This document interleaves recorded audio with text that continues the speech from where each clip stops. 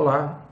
Em vídeos anteriores nós tratamos dos alimentos funcionais e nós focamos principalmente nos chamados fitoquímicos, que são compostos bioativos que teriam alguma ação benéfica para o nosso organismo. E eu considero muito importante, e eu costumo usar essa denominação, e chamar o leite materno de primeiro alimento funcional. E é isso que nós vamos tratar agora nessa nossa sequência. Antes da gente entrar propriamente na questão do leite materno, é importante a gente entender um importante conceito que nós vamos ter oportunidade de detalhar um pouco mais à frente numa das aulas, que é a chamada programação metabólica. Cada vez mais nós temos evidências mostrando que a nutrição e o seu impacto na saúde, ele pode ter, na verdade, um impacto de primeiro momento, um impacto que seria de curto prazo, e impactos que a gente sabe, que vão ter repercussão muito mais tarde, inclusive mais especificamente no caso pediátrico, um impacto no surgimento de doenças crônicas não transmissíveis.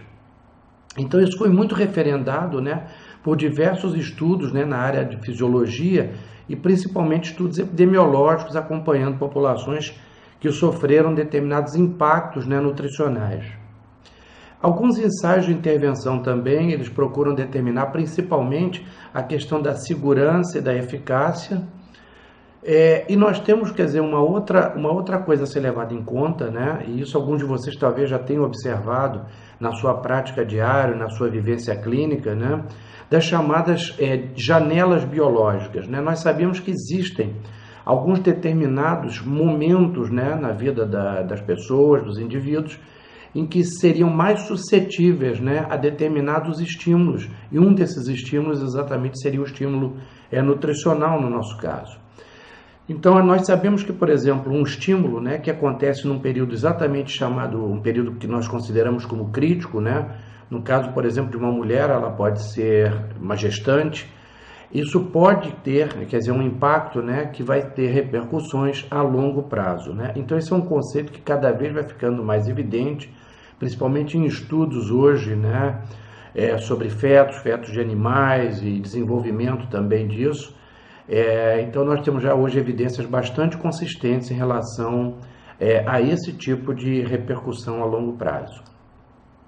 Então essas chamadas janelas biológicas, elas podem acontecer, como eu falei, em qualquer indivíduo, e eles vão ser determinados em função exatamente de respostas diferentes. Então, por exemplo, de uma pessoa jovem, você atravessa, por exemplo, o período de infância, a infância mais precoce, a puberdade, a adolescência, e em cada uma dessas etapas aqui, no caso, por exemplo, de uma mulher, ela vai passar por todas essas etapas, mas as respostas que ela vai ter, determinados estímulos, eles vão ser diferentes, os impactos vão ser diferentes. Então ela continua sendo uma mulher. Mas, por exemplo, quando ela está gestante, ela responde de uma maneira, quando ela está na menopausa, ela responde de outra, quando ela está em idade fértil, ela responde de outra maneira, quando ela é adolescente, ela responde de outra maneira. Então, são esses ciclos, na verdade, biológicos, e as chamadas janelas biológicas, que podem determinar, em função, como eu falei, desses estímulos, no nosso caso, mais especificamente, estímulos do ponto de vista nutricional, a determinadas respostas que podem ser positivas ou não. Falando mais especificamente do desenvolvimento cerebral e do próprio cérebro, o cérebro é um órgão que ele exige basicamente para a sua produção energética glicose. A utilização, por exemplo, de corpos cetônicos, quando a gente vê, por exemplo, em dietas de baixíssima ingestão de carboidrato, ele é uma opção, na verdade, metabólica que o organismo faz em função da carência de fontes que você tenha de carboidrato que possam fornecer essa glicose. Então ele é um mecanismo metabólico acessório por uma questão de sobrevivência, ele não é o fisiológico.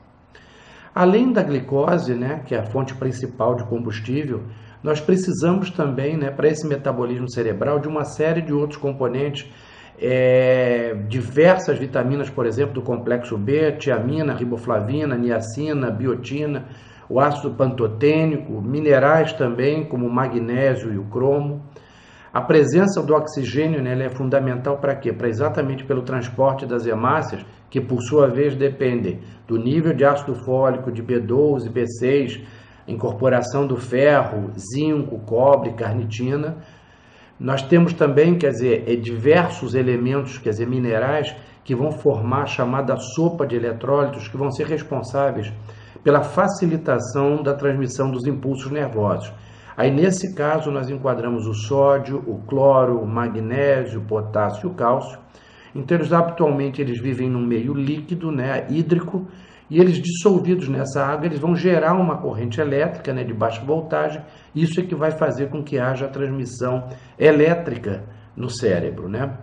Agora, além dessa transmissão elétrica, nós temos também a transmissão química, que é feita através dos chamados neurotransmissores, como, por exemplo, o triptofano, que vai gerar o neurotransmissor que é a serotonina. A partir de um aminoácido como a tirosina, nós temos a formação da dopamina e noradrenalina. A colina vai ser precursora da acetilcolina e o L-glutamato do GABA, do gama-amino butírico. Bom, do ponto de vista então de vantagem, né, eu não vou me estender isso para vocês, eu não estou falando aqui somente para pediatras, eu sei, a gente não vai entrar em muitos detalhamentos, porque eu acho que acaba não sendo pertinente, mas as vantagens do leite materno, né, exaustivamente veiculadas hoje, elas são nutritivas e digestivas, né, a digestibilidade do leite materno é incomparavelmente diferente, né, e melhor do que qualquer outra alternativa, mais usada, por exemplo, a partir de proteína de leite de vaca. As vantagens imunológicas também, quer dizer, o leite materno ele tem um efeito protetor que nós sabemos, né? As vantagens também psicossociais, no caso da interação, do aprimoramento desse laço, né, entre mãe e filho. E do ponto de vista econômico também, porque a própria mãe acaba tendo uma economia na medida que ela não precisa, né, comprar e utilizar nenhuma fórmulas compradas para poder suprir as necessidades do seu bebê. Em relação do ponto de vista da mulher que acaba de ter um bebê e que está amamentando, algumas das vantagens também que comumente a gente vê na literatura, uma delas, por exemplo, é a redução do sangramento no pós-parto. É uma maior facilidade, por exemplo, do corpo voltar ao normal, né, de ter uma perda de peso, fazendo com que ela recupere a silhueta anterior.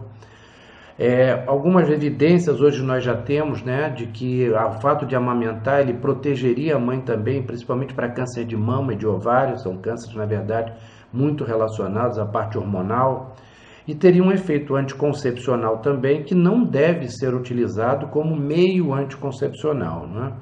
Então, na verdade, a gente sabe que existe esse efeito, mas ele não é garantia de que a mulher não vai engravidar, portanto, ele não deve ser considerado como um anticoncepcional. Falando especificamente do crescimento cerebral, né, de um feto, de um bebê, né, esse cérebro do feto ele cresce a uma razão de 250 mil células por minuto. Quer dizer, uma velocidade, um crescimento absurdo, né, se nós formos comparar. E ao nascimento, né, se calcula que tenhamos aproximadamente 100 bilhões de neurônios, né, que equivaleriam mais ou menos a 70% de um adulto. Hoje a gente sabe que normalmente essa cifra ela se aproxima exatamente desse total. E a gente tem um crescimento, né, volumétrico desse cérebro, né, que também é impressionante, e o peso, né, que ao nascimento é em torno de 350 gramas, ele passa a 1 quilo. Ele praticamente triplica, né, com 1 ano de idade. Então isso tem uma razão de ser, né, e tem etapas para serem vencidas para que isso aconteça. As etapas principais, né, normalmente citadas, são aquelas, primeiro, do crescimento do tamanho das células existentes, quer dizer, do próprio neurônio. A etapa posterior, que normalmente nós sabemos que ela acontece já fora do útero, né, é a continuidade do crescimento e do desenvolvimento neurocognitivo da criança, que é o desenvolvimento do isolamento dos nervos, que é a etapa chamada de mielinização. A gente tem também a formação das ramificações nervosas, e a formação das sinapses, né? Que elas, na verdade, muito mais a gente sabe hoje em dia do que o número de neurônios, a quantidade de sinapses que nós formamos é que vão determinar possivelmente a nossa capacidade cognitiva, que a gente pode traduzir talvez numa maior habilidade, numa maior inteligência em determinados aspectos, às vezes, da nossa vida. Nós sabemos hoje que inteligência ela não é uma coisa só, existem aptidões diferentes, né? E a quantidade de formação de sinapses, né, que vão acontecendo é que vão determinar isso. Então, aquela história, né, de que o homem tem mais neurônios do que as mulheres, né, mas isso não significa muita coisa, porque o que vale, na verdade, são os números de sinapses que a gente vai formar. E a quantidade de sinapses, né, que vão acontecendo ao longo, né, do crescimento fetal, elas vão numa velocidade extraordinária. Então, cada neurônio ele pode formar de 10 a 20 mil conexões. E nos primeiros 6 meses, né, são formadas trilhões de células gliais, e essas células vão ter o papel principalmente de fazer o suporte desse tecido nervoso.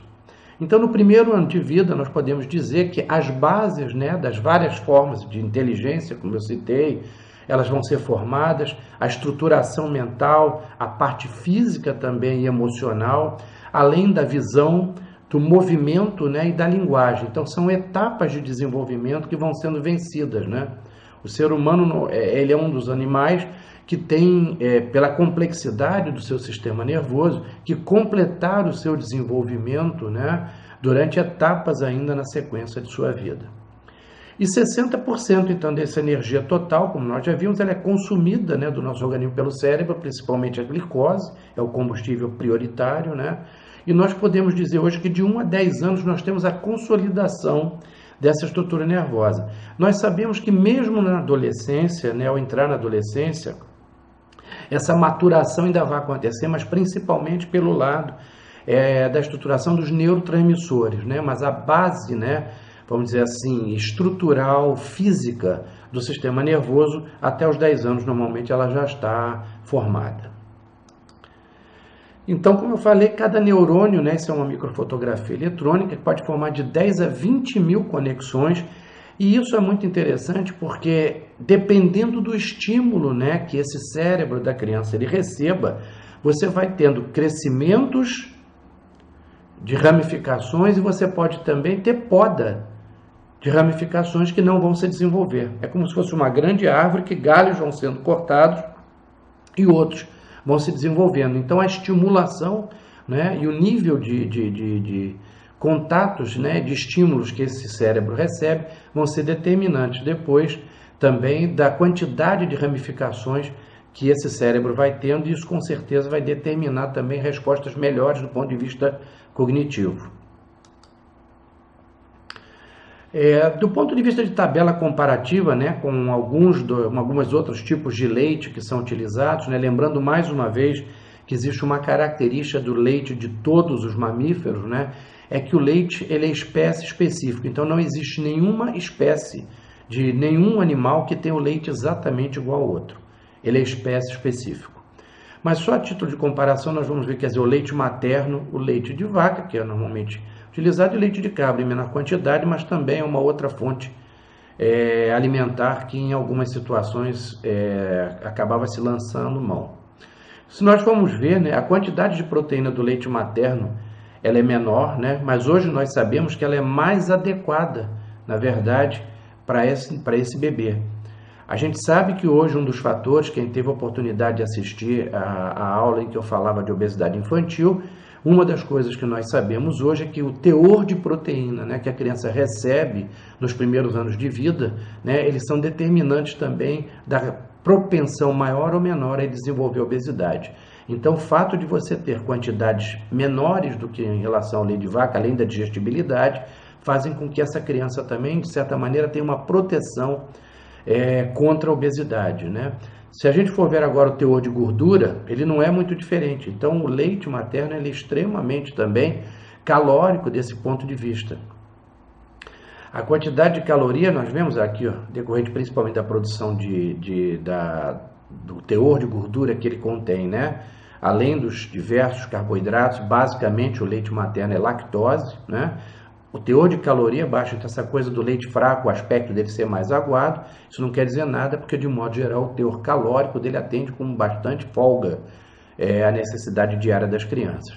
Teores de cálcio também eles são diferentes. Eu queria chamar a atenção principalmente do teor do ferro, né? Que nós vemos que os diversos leites aqui listados, todos eles têm uma quantidade, na verdade, pobre de ferro, né?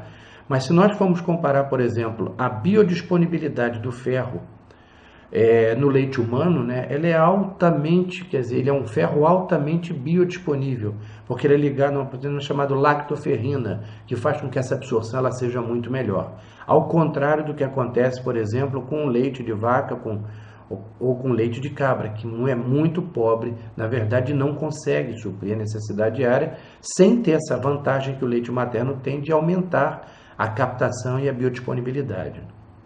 Em relação ao zinco também, o leite de cabra praticamente não tem nada, e a quantidade de zinco é importante, vitamina C também, o leite materno é mais. Então, na verdade, quando a gente vê essas comparações e fala assim, o leite materno ele é pobre em ferro, eu às vezes me pergunto, ele é pobre comparado com o quê? Se ele é o padrão ouro porque ele é o específico da espécie. Então, esse tipo de questionamento ele não cabe aqui. Eu trouxe esse quadro aqui, pode parecer estranho para vocês, mas às vezes nós observando algumas figuras, né, e alguns quadros, por exemplo, da história da arte, isso aqui é uma figura do Debré, né, que veio com a missão francesa, e ele retratou aqui uma refeição, por exemplo, na Casa Grande, né, nós vemos aqui escravos, né, e esse quadro, por que eu trouxe para vocês? É porque eu queria só chamar a atenção para um detalhe. Vocês reparem que, por exemplo, os filhos, né, dos escravos, eles normalmente são crianças bem gordinhas. E a gente tem algumas figuras, né, em que a gente vê que os filhos, né, da Sinhá, eles eram crianças geralmente magras, crianças brancas, magras, né, que não tinham realmente a massa física que essas crianças, filhas dos escravos, apresentavam. E a razão para isso é que normalmente quem amamentava, né, os filhos da Sinhá era uma escrava, era uma ama de leite. E a gente sabe que em cada etapa da amamentação, principalmente o primeiro leite, logo quando da sucção da criança, ele é um leite que é mais rico em proteína, né? E na sequência, né, é que você vai arrebentando as células que contêm a gordura encapsulada, né, que vai liberando a gordura. Então, normalmente, essas escravas alimentavam primeiro o filho da Sinhá. Então, era um leite mais rico em proteína. Então, era um leite menos calórico, menos gordo. E na sequência ela amamentava seu próprio filho. Então esses recebiam por sua vez um leite com mais gordura. Então tendiam normalmente a ter mais ganho de peso também. Isso é uma curiosidade, quer dizer, é uma ilação que a gente pode fazer, mas se a gente tiver um olhar de observação, muita coisa a gente consegue detectar em alguns desses quadros e dessas estampas históricas. Bom, nós vamos agora, então, na próxima etapa, conversar sobre alguns dos nutrientes mais específicos do leite materno, que eu queria chamar a atenção de vocês, e nós vamos ver as suas funções e o porquê, né, de a gente ressaltar exatamente essa composição e as razões deles serem tão importantes para esse desenvolvimento. Nós voltamos já, então. Até já.